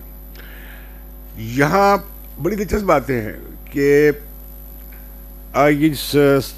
ये जो उर्दू ही इस्तेमाल होती थी पार्टीशन से पहले। मैं मिला हूँ इनके एडिटर से, हिंद समाचार के बड़े महासभाई हैं। मतलब language can be a source for any kind of politics. अच्छा, एक सवाल उठा है कि आपको इश्तिहार क्यों नहीं मिलता? वाई नॉट मल्टीनेशनल कंपनीज और बिग कंपनीज कि आपको देती क्यों नहीं है? मुसलमान अभी कहा इन्होंने कोई 100 हैं ख़ानदान या 200 हैं जो 1000 करोड़ से ऊपर हैं। वजह क्या है? वो जो आपका सरमायादार है वो पूरी मार्केट के लिए प्रोड्यूस कर रहा है, मुसलमानों के लिए मसवाक प्रोड्यूस नहीं कर रहा। वो अगर साबुन प्रोड्यूस कर रहा है तो उसकी बड़ी मार्केट, बड़ी पॉपुलेशन में है, तो why should he go for कोई कम्युनल प्रोडक्ट नहीं होती, कोई साबुन कम्युनल नहीं होता। वो कुछ चीज़ें जैसे मसवाक कम्युनल है वो, लेकिन जो प्रोडक्शन है एग्रीकल्चरल, वो जो इंडस्ट्रियल, वो नहीं होती। हाँ, मजहबी प्रेस दुनिया में बहुत बड़ा है, हिंदुस्तान में बहुत बड़ा है। हमने एक रिसर्च की, 10 अरब रुपए से ज़्यादा का बिजनेस है क्रिश्चियन जो मीडिया है, जो सिर्फ मजहबी रेडियो और दूसरा करते हैं।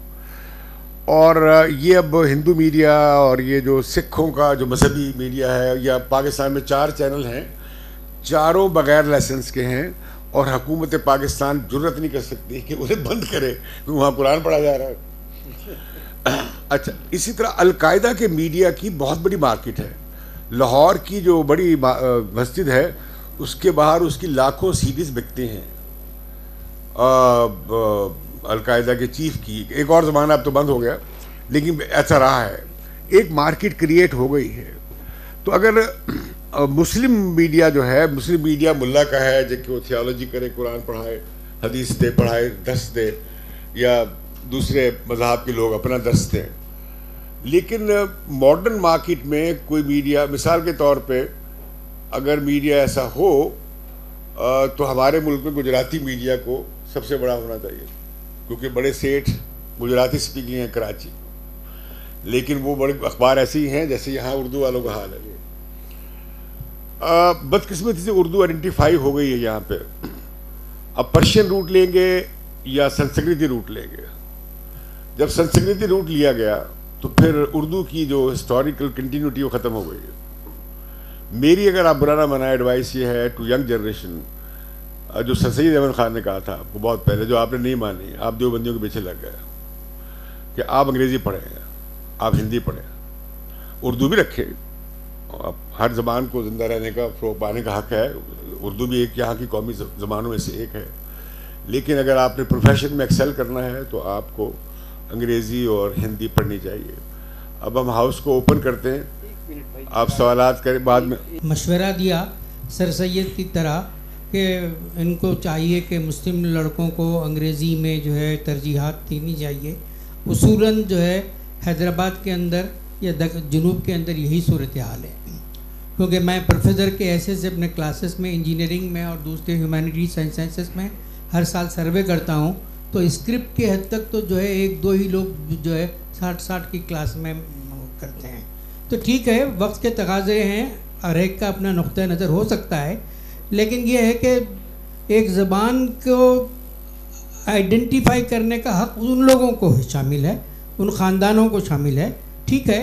लेकिन बहरहाल आपका मशवरा ऑलरेडी जो है इन एग्जिस्टेंस है, क्योंकि अंग्रेज़ी के मदारिस यहाँ बहुत गैर मामूली मेयारी अंदाज में चलते हैं, और बल्कि क्रिश्चियन मदारिस में भी मुसलमानों की काबिल लिहाज तादाद है। तरजीहात का मसला है, नुक्ता नज़र का फ़र्क हो सकता है। जी आगे। जी मेरा नाम कमाल फारूक है। कायदे में मुझको उधर होना चाहिए था, 5 मिनट लेट रहा मैं, तो इसलिए मैं, लेकिन अच्छा है, गुफ्तगू करने का मौका मिल जाएगा। मैं 2 बातें अर्ज़ करना चाहूँगा, क्योंकि पेशे कोई बात नहीं, बस ठीक कोई बात नहीं। मैं पेशे से क्योंकि चार्टर्ड अकाउंटेंट हूँ, तो ज़रा थोड़ा सा अकाउंट्स की बात ज़्यादा हमारा मौजू नहीं है। जी अकाउंट्स हमारा मौजू नहीं है। हमको सोचना ये पड़ेगा। हमने उर्दू अखबारात का रोल भी देखा, मासूम मुरादाबादी साहब ने और इस्लाम भाई ने जितनी भी बातें कही हैं वो सब बिल्कुल सही बातें हैं। उसमें कुछ भी बातें ऐसी हो सकती हैं कि कमाल भाई को एग्री ना करते हों, लेकिन हकीकत बात यह है कि उर्दू मीडिया के साथ में जो कॉरपोरेट कल्चर का जो रवैया है उसके ऊपर गौर करने की ज़रूरत है, और इसमें इंट्रोस्पेक्शन हम लोगों को भी करने की ज़रूरत है कि क्या वजह है। जैसे ज़िंदगी की मिसाल के तौर पर आप देखें, ज़िंदगी देख रहे हैं और एक्सेप्टेबल है, और बहुत सारे लोग बाग देखते हैं, लेकिन एडवर्टीजमेंट कितना है उसके पास। उसी तरह से आप ई-टीवी देखिए, ई-टीवी में उर्दू होती है, लेकिन उसमें एडवर्टीजमेंट कहाँ है। आपका कहने का मतलब यह है कि मुसलमान या उर्दू पढ़ने वाला जो है या उर्दू देखने वाला जो है वो कॉलगेट नहीं इस्तेमाल करता, वो रोज़मर्रा का जो ज़रूरियात है वो नहीं इस्तेमाल करता, वो साबुन इस्तेमाल नहीं करता, वो बाकी और दुनिया की तमाम चीज़ें जो नहीं इस्तेमाल करता। क्या वजह है कि वहाँ एडवर्टीजमेंट नहीं है। आपको इस तरह के इस तरह की जो चीज़ों पर भी मैं समझता हूँ कि दोनों तरफ का, खुद उर्दू अखबारात के लोगों को भी और कॉरपोरेट सेक्टर में हम लोग किस तरह से अप्रोच करें, क्योंकि शायद ऐसा हो रहा है कि हमारा कम्युनिकेशन उधर प्रॉपरली उस तरह से प्रोफेशनल अंदाज में नहीं हो पा रहा है, या वो हद से ज़्यादा कम्युनल हो चुके हैं। दोनों में से एक बात, मैं बात मुकम्मल कर लूँ, दोनों में से एक बात ज़रूर है, या तो हम उन तक अप्रोच प्रॉपरली नहीं कर पा रहे हैं, या एक ऐसा मिजाज बन गया है कि जहाँ कोई उर्दू का नाम आया बस उसकी हमको बेखुनी करनी है। मैं कमाल और उनके साथ कह रहे थे कि ये चार्टर्ड अकाउंटेंट है। मैं समझता हूँ ये अच्छे पॉलिटिशियन है, लेकिन चार्टर्ड अकाउंटेंट इतने अच्छे नहीं है, क्योंकि जिंदगी मैं भी देखता हूँ। इन्होंने ये कहा कि ज़िंदगी पे कितने एडवर्टीजमेंट इश्तिहार आते हैं, जितने ज़िंदगी पर इश्तिहार आते हैं 5-5, 3-3 मिनट का ब्रेक होता है, और जितने और हिंदी के चैनल हैं वहाँ एडवर्टीजमेंट नहीं आते, तो बहुत कामयाब है। I fully agree और with दूसरी बात यह है कि जितने हम लोग बैठे हैं, कमाल साहब समेत, ये बताइए पिछले 3 महीने में आप लोगों ने कितनी उर्दू की किताबें खरीदी हैं? मेरा सवाल ये है कि कहीं आज की मीडिया बगैर तफ्तीश के नताइज तो अखज़ नहीं कर रही है। जैसे अभी आरकू श्रीवास्तव साहब ने फरमाया, सवाल क्या है? सवाल ये है कि बगैर तफ्तीश के नताइज अखज़ तो नहीं कर रही है। मिसाल के तौर पर अभी आरकू श्रीवास्तव साहब ने फरमाया कि जब मीडिया कंक्लेव के बाद हम बाहर निकले तो वहाँ पे गर्ल्स खड़ी थी, तो अगर वो अंदर आती तो हम उनके लिए चेयर दे देते, जबकि वहाँ पे तलबा और तालबात की अंदर जाने की इजाज़त ही नहीं थी। हमारी यूनिवर्सिटी में इसका दोनों लोगों की बराबर की शराकतदारी है, सबकी हिस्सेदारी बराबर है। हमारी इंतज़ामिया इसका पूरा ख्याल करती है। आप अगर इनाग्रेशन सेशन में अगर रहे होंगे तो देखे होंगे कि गर्ल्स ने तमाम लोगों को हदिया दिया, और जो भी मतलब देना था दिया, और वॉलंटियर में भी आधे बॉयज़ हैं आधे गर्ल्स हैं। बहुत शुक्रिया आपका सवाल है, ठीक ज़बरदस्त है आपकी यूनिवर्सिटी। आगे जाओ। नहीं ये कश्मीरी को नहीं देना सर, ये कश्मीरी सर। मेरा सवाल ये है, नहीं कश्मीरी में लेक्चर ही सुनना सर। मेरा सवाल ये है, एक मिनट, अरे सुन लो या सर। मेरा नाम I am doctor Shaukat Ali. मेरा सवाल ये है कि उर्दू मीडिया, आप लोग जो मुस्लिम पॉलिटिशियंस को, वो स्टीरियोटाइप पॉलिटिशियंस को सपोर्ट करते हैं, या कोई अच्छे एथिकल प्रिंसिपल वैल्यू बेस्ड आज के ज़माने में जिस तरीके से पॉलिटिशियंस होने चाहिए, वैसे अगर मुस्लिम यूथ आते हैं वो लोगों को सपोर्ट करते हैं? बहुत अच्छा सवाल है जी, आप जी बताइए जी। बहुत अच्छा सवाल है। लेकिन आज भी ज़्यादा उन लोगों को सपोर्ट करते हैं जो जेन्युइन बात करते हैं, जो अब्सर्ड बात करते हैं उनको कम सपोर्ट करते हैं। बहुत शुक्रिया जी। वो बच्चा ग्रीन शर्ट अभी आप कह रहे थे कि मुसलमान कोई भूखा नहीं मर रहा है, मुसलमान भूखे नहीं मर रहे हैं, ठीक है, लेकिन वो लोग कर क्या रहे हैं? ठेला लगा रहे हैं, पंचर जोड़ रहे हैं, साइकिल बना रहे हैं, कर क्या रहे हैं वो लोग? उसको आप कैसे एड्रेस कर रहे हो as a media person? Government से तालीम में, रोजगार में, सरकारी मुलाजमतों में कोई सपोर्ट ना होने के बावजूद वो अपने आप से तरक्की कर रहे हैं। तो उसमें पंचर जोड़ने वाले भी हैं, उसमें हम जैसे भी हैं जो भाग दौड़ करते रहते हैं अखबार के लिए, उसमें वो भी हैं जो मजदूरी करते हैं। जी, अब आप there is no Muslim politics, I mean related to main stream issue based politics, so that's why there is no Urdu media is talking about Muslim. Urdu में सवाल करेंगे तभी मैं जवाब दूंगा, मुझे इंग्लिश नहीं आती। अच्छा, इन्हें सीखनी चाहिए अंग्रेजी। नहीं, वो भी है डॉगमेटिक माइंड वाली, और चलिए कोई बात नहीं। तो ये एहसास कमतरी है। अगर कोई उर्दू मीडियम की यूनिवर्सिटी जो उर्दू को प्रमोट करने के लिए बनाई गई है, वहाँ पे कोई आदमी आके हमसे इंग्लिश में सवाल कर रहा है, तो ये आपकी एहसास कमतरी है कि आपको लगता है कि आप उर्दू में सवाल नहीं कर सकते। मैंने कभी स्कूल में उर्दू नहीं पढ़ी है, लेकिन मैं आपसे ज़्यादा अच्छी उर्दू जानता हूँ और ज़्यादा अच्छी इंग्लिश जानता हूँ। जी बोलिए। आप सवाल उसमें कीजिए जो आपकी अपनी फर्स्ट लैंग्वेज है। जी, और जिसके लिए आपकी यूनिवर्सिटी बनाई गई है, जिसको प्रमोट करने के लिए। आपका सवाल छोड़िए, मेरा क्वेश्चन कोई बात नहीं करें। मेरा क्वेश्चन ये है कि मुस्लिम पॉलिटिक्स इशू बेस्ड नहीं है, इसलिए उर्दू जो मीडिया है वो बात नहीं करती है। किस हद तक ये सही है कि नहीं? और ये एग्जाम्पल इस तरह से जैसे बस छोड़िए एग्जाम्पल, नहीं सवाल आ गया, बस समझ आ रही है। बहुत अच्छा सवाल है आपको। अभी एक बात यहाँ आई कि उर्दू सहाफ़त ज़्यादातर मुसलमानों की तरफ घूमती है। मेरा सवाल ये है कि हमारी जो खबरें हैं वो नेशनल मीडिया में रिफ्लेक्ट नहीं होती, और अगर ये बताइए कि अगर मुसलमान उर्दू पढ़ता है तो मुसलमान अगर उर्दू नहीं पढ़ता है तो कौन उर्दू पढ़ते हैं? अगर मुसलमानों की ज़बान उर्दू नहीं है तो किसकी ज़बान उर्दू है? कितने परसेंटेज है आपकी फीसद तादाद कितनी है? गुस्सा न करें आप। हमको ये बोलने में कोई शक नहीं होता कि उर्दू सिर्फ मुसलमान पढ़ता है इस देश। 2002 में जब वाकया हुआ गुजरात का, तो नई दुनिया में बहुत सारे आर्टिकल लिखे शाहिद सिद्दीकी साहब ने। फिर ऐसा लगा कि जैसे मोदी ने बहुत ज़्यादा जुल्म किया है, लेकिन फिर बाद में वो 2014 में पीएम बन जाते। उर्दू मीडिया अपनी बात सबको बता नहीं पाती। मैं कहीं रिपोर्ट कोई गवर्नमेंट की नहीं पढ़ा, ना कहीं अदालत का कोई फैसला सुना। मैं अगर जो नज़रिया कायम किया उर्दू मीडिया के हिसाब से किया।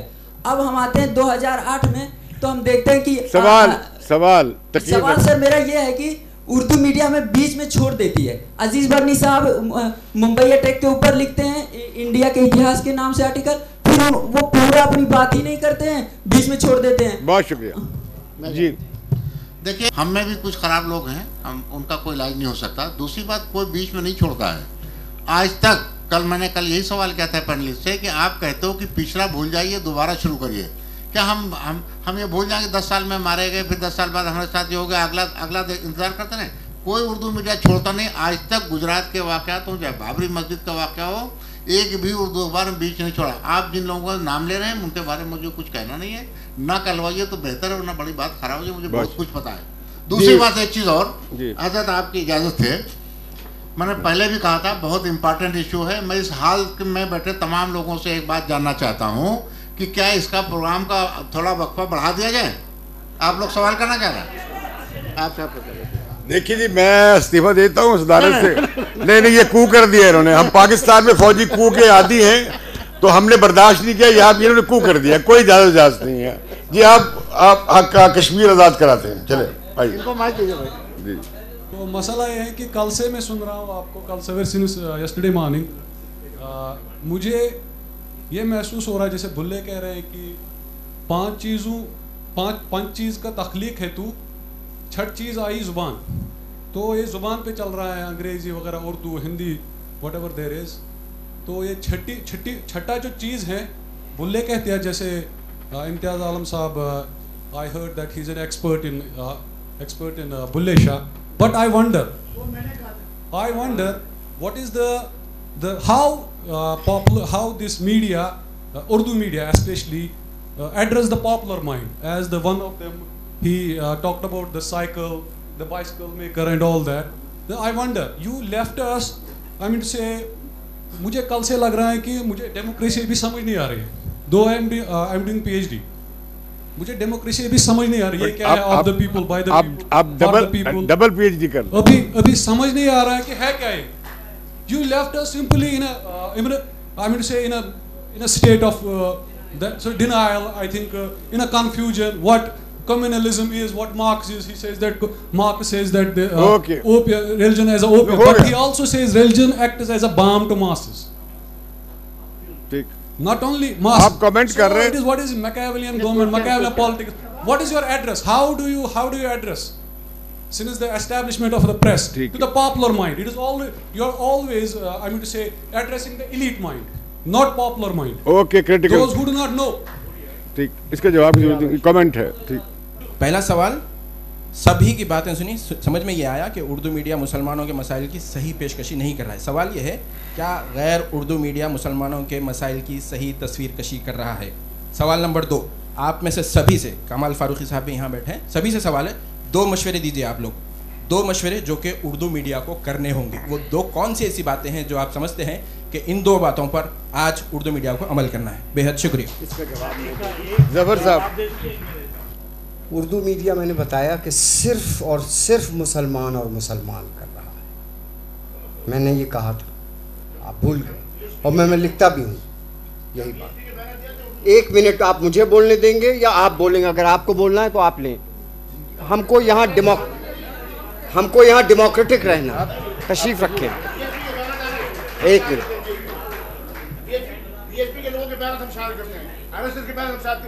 बात सुनिए, आप बात सुनिए, बैठिए 1 मिनट. ये तरीका नहीं होता सेमिनार्स कन्वेंशंस का. आप ये तरीका नहीं होता बयानात का. एक डेमोक्रेटिक टेम्परामेंट अगर आप में नहीं है तो मैं कम से कम उसको नहीं बर्दाश्त करने को राजी. मैं यहाँ से चला जाऊँगा. मैं डेमोक्रेटिक टेम्परामेंट में बिलीव करता हूँ, क्योंकि मैं सऊदी अरेबिया में नहीं रहता, हिंदुस्तान में रहता हूँ. ये सऊदी अरेबिया नहीं है. अच्छा जी, आप मौजूद पे आइए.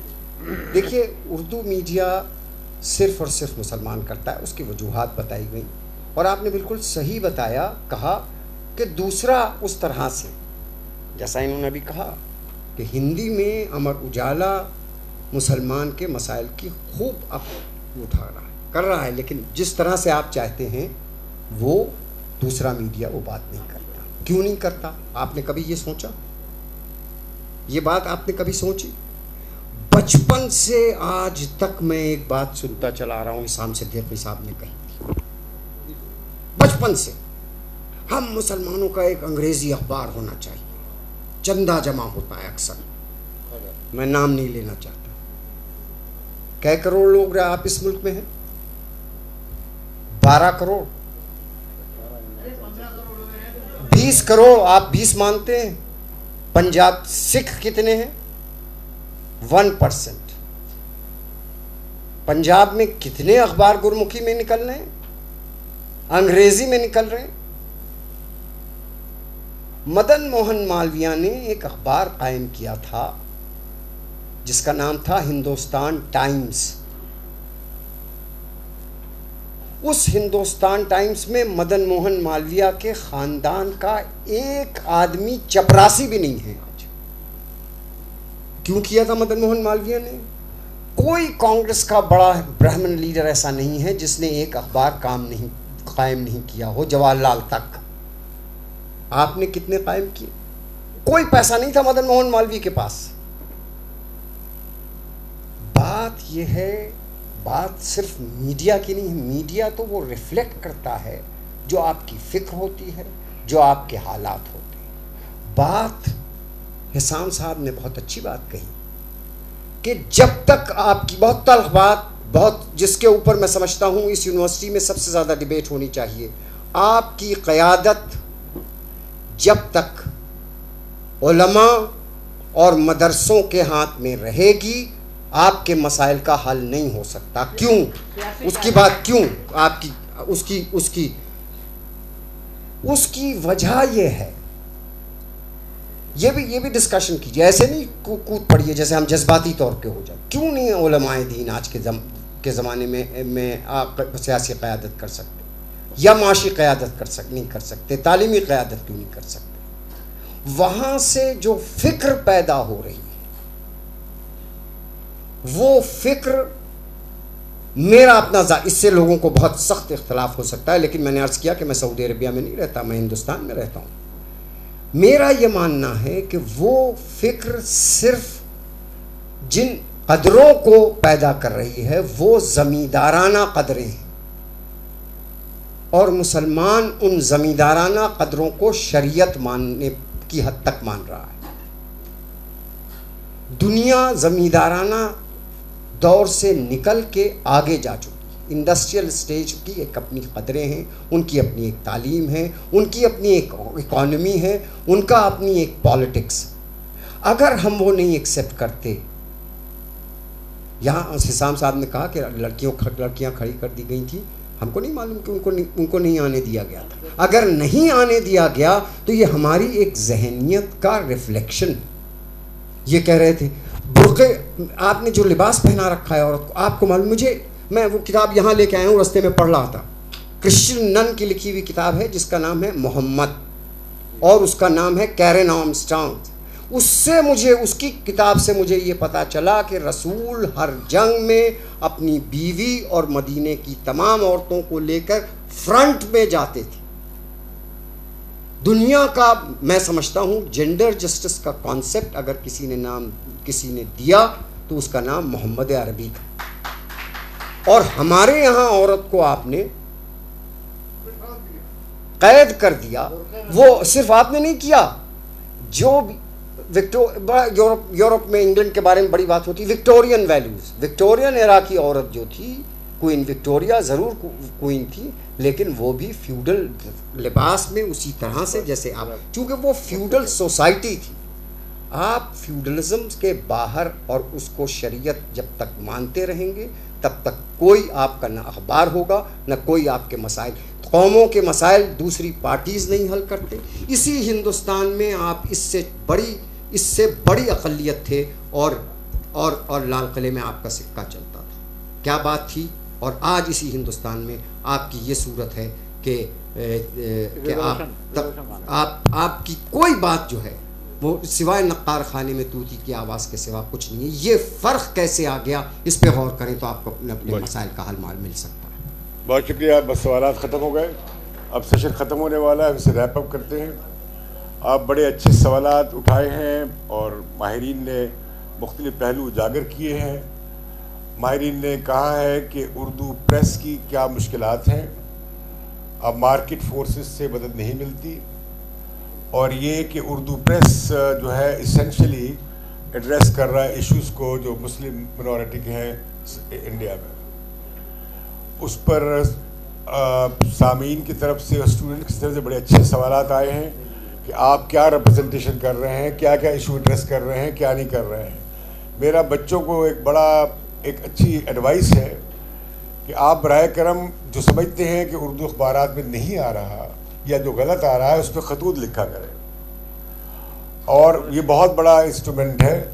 और आप सोशल मीडिया पे जाके तनकीद करें मज़ामीन पे या दारियों पे या अखबारात पे कि वो क्या नहीं छाप रहे और क्या छापना चाहिए। इससे उन्हें मदद भी मिलेगी कि आप जो क़ारीन हैं वो क्या सोचते हैं। और मैं आपको बताऊं बतौर एक सहाफ़ी के कि एडिटर जो है ख़त की और ओपिनियन की कोई बड़ी अहमियत देता है कि मेरे पढ़ने वाला क़ारीन क्या सोच रहे हैं। एक दो बातें मैं और चलते चलते कर दूं कि ये गलत है कि उर्दू मीडिया शुरू ही हिंदू ने किया कलकत्ता से, एमएन रॉय ने, और पहला मदरसा भी उन्होंने बनाया। और अगर आप पढ़ लें 1857 से पहले के दिल्ली के मदारस में संस्कृत भी पढ़ाई जाती थी, और दिल्ली के मदारस में फारसी भी पढ़ाई जाती थी। एक मिनट, बहुत छोड़ दीजिए ना, बहुत हो जाएगी जी, फरमा दीजिए जी। उर्दू का अखबार जिन साहब ने सबसे पहले शुरू किया था कलकत्ते से, उन्होंने अंग्रेजों की वकालत करने के लिए कहा था, हमारे लिए नहीं कहता। नहीं, ये बात छोड़े, हम बात कर रहे हैं हिस्ट्री की। उनका बहुत बड़ा कंट्रीब्यूशन एजुकेशन में, I take him as a great one of the stalwart subcontinent. अब यकीनन मदरसा आप खोलेंगे, ब्रिटिश राज है, तो सर सैयद अहमद ने भी तो बहुत अंग्रेज़ों के साथ ताबेदारी की थी, तभी कुछ कर पाए थे। वो एक अलग मसला है। मामला ये है कि ज़बान की पर्दा, मतलब पाकिस्तान का पहला तराना जो है वो एक हिंदू ने लिखा, और हम कैसे करेंगे लाल कपूर को भूल जाएं, हम कैसे कृष्ण चंद्र को भूल जाएं, हम कैसे इन लोगों को भूल जाएं जिन्होंने उर्दू में बड़ा कंट्रीब्यूशन किया है। अभी हमारे यहाँ मुशायरे होते हैं, हिंदुस्तान भर से शायर आते हैं, उसमें क्या क्या शायरी की होती है, और आमतौर पर मुसलमानों से अच्छी शायरी होती है। ये मैं इस पर नहीं जाना चाहता, ज़बान को आप कम्युनलाइज न करें। दूसरी बात यह है कि ज़बान, अब मलयालम में क्या, उन्हें मसला ही कोई नहीं है, बंगाली को मसला ही कोई नहीं है, पंजाबी का मसला ये नहीं है कि सिख होने का मसला है। Punjabi is not a Sikh language. मैं सिख नहीं हूँ, मैं पंजाबी बोलता हूँ अपने घर में, कि पंजाबी की मार्केट है, नेशनैलिटी है पंजाबी। जिस तरह आपके यहाँ मुख्तलिफ कौमियत ज़बान है और वो लोग हैं, उर्दू किस कौमियत की ज़बान है? ये एक बड़ा आपको सोचना चाहिए, उर्दू किसी कौमियत की ज़बान है। अब जैसे फ़ारसी आप कोई नहीं पढ़ता, लेकिन फ़ारसी जो है तरक्की का जीना है ईरान में। फ़ारसी पाकिस्तान में, मेरा दादा फ़ारसी में लिखता था, बल्कि सारी पुलिस की और हमारी स्टेट में सारी कारगुजारी पुलिस की और अदालत की फ़ारसी में होती थी। लेकिन वो अब ज़माना लद गया, यहाँ पे फ़ारसी नहीं चलेगी, फ़ारसी ईरान में चलेगी। तो मैं कहना चाह रहा हूँ कि ज़बानों की भी मार्केट है, ज़बानों की भी पॉलिटिक्स है, और ये तारीख़ के हवाले से बदलती रहती है। और ज़बान का मतलब कोई दीन नहीं है। उर्दू ज़बान आपके ईमान मुफस्सल का कुरान मजीद में नहीं आया कि आप उर्दू पढ़ेंगे तो आपका ईमान मुकम्मल है वरना गैर मुकम्मल है। आप क्यों नहीं यहाँ की ज़बानें बोलते जहाँ पर रहते, इस आंध्र प्रदेश की ज़बानें क्यों नहीं बोलते जहाँ पर रहते? मैं जानता हूँ आप सब बोलते होंगे, आप वो ज़बानें क्यों नहीं बोलते? उसमें क्यों नहीं लिटरेचर प्रोड्यूस करते? अब ये जो यूनिवर्सिटी है, अगर ये उर्दू पढ़ा रही है बहुत अच्छा बात है, मैं इन्हें मुबारकबाद देता हूँ, अच्छा काम कर रहे हैं। लेकिन आपके साथ साथ इन्हें और ज़बानें पढ़ाएं। दुनिया में तालिब इल्म अब 3-3, 4-4 ज़बानें पढ़ते हैं इंटरनेशनली। एक बच्चे को 3-3, 4-4 ज़बानें आती हैं। ज़बान बच्चों को पढ़ाना आसान है। तो आपने अगर इब्लाग करना है, जर्नलिज्म करना है, तो आपको ज़बानें आनी चाहिए। अंग्रेज़ी भी आनी चाहिए, हिंदी भी आनी चाहिए, उर्दू भी आनी चाहिए, और बेऐब उर्दू आनी चाहिए, बेऐब अंग्रेज़ी आनी चाहिए। वो ज़रिया है इज़हार का, ज़बान का इसके अलावा कोई रोल नहीं है। तो मैं समझता हूँ ये अच्छा सेशन हुआ, हमें बड़ा बेनिफिट किया सब हजरात से। और आपको मैं एक बात बताना चाहता हूँ कि कल्चर होना चाहिए डिबेट का, अपने वक्त का इंतज़ार करना, और ख़ास तौर पर यंगस्टर्स को मैं कहूँगा कि सवाल करना सीखें। तकरीर सवाल नहीं है। अगर आप अच्छे साहिब बनना चाहते हैं, आपको पता होना चाहिए कि अच्छा सवाल कैसे किया जाए। ये सतीश जैकब साहब को रोक लें आप, ये बहुत बड़े इंटरनेशनल फेम के रिपोर्टर हैं, ये आपको बताएंगे सवाल कैसे पूछना है। वो हमें, मेरा ख्याल है एहतशाम साहब इसकी तरबियत करें कि सवाल कैसे किया जाए। बहुत शुक्रिया, खाना बाहर तैयार है, मुझे इजाज़त दीजिए। प्रोफेसर एहतशाम अहमद खान साहब से बात करता हूँ तो तशरीफ लाएं। और सबसे पहले जनाब आपको श्रीवास्तव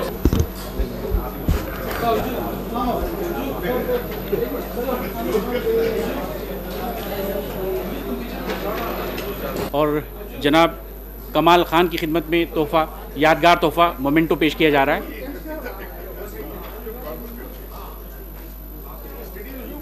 और जनाब हिसामुल इस्लाम सिद्दीकी साहब की खिदमत में मोमेंटो पेश किया जाएगा। प्रोफेसर एहतशाम अहमद खान जो इस कॉन्फ्रेंस के कन्वीनर भी हैं, मोमेंटो पेश कर रहे हैं। और जनाब मासूम मुरादाबादी साहब, मुमताज़ सहाफ़ी, आपकी खिदमत में मोमेंटो पेश किया जाए। बहुत शुक्रिया। ज़फ़र आगा साहब,